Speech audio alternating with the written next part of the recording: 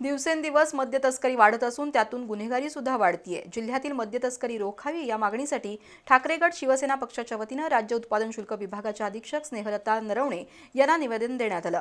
याबाबत कारवाई झाली नाही तर पालकमंत्र्यांसह अन्य मंत्र्यांची वाहनं अडवण्याचा इशारा शिवसेनेने दिलाय। कोल्हापूर जिल्ह्यात मद्य तस्करी वाढली असून तस्करांच्या काही टोळ्या तयार झाल्यात।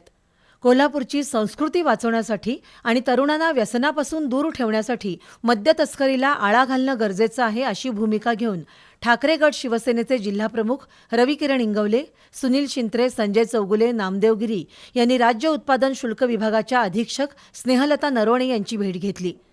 गोवा बनावटीच्या दारूची कोल्हापुरात प्रचंड तस्करी होतीये। कठोर कारवाई होत नसल्यानं दारू तस्करांची भीती मोडली आहे। त्याबद्दल ठाकरे गट शिवसेनेच्या पदाधिकाऱ्यांनी अधीक्षक स्नेहलता नरवणे यांना जाब विचारला। राजकीय वरदहस्त असलेल्या मद्य तस्करांच्या टोळ्या सक्रिय असल्याचा आरोप रविकिरण इंगवले यांनी केला।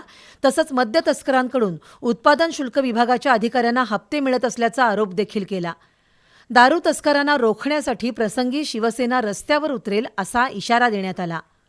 इथून पुढे जर ह्या प्रकारे मद्य तस्करी थांबली नाही, जी कोण तस्कर आहेत त्यांना अरेस्ट झालं नाही, शिवसेनेच्या पद्धतीने उत्तर देऊच आणि ज्या वेळी पालकमंत्री दिसतील, ज्यावेळी एक्साईज अधिकारी दिसतील त्यावेळी त्यांना आम्ही जाब विचारू आणि त्यांच्या आडवे शेकडो बाटल्या गोवा बनावटीच्या आम्ही फोडू।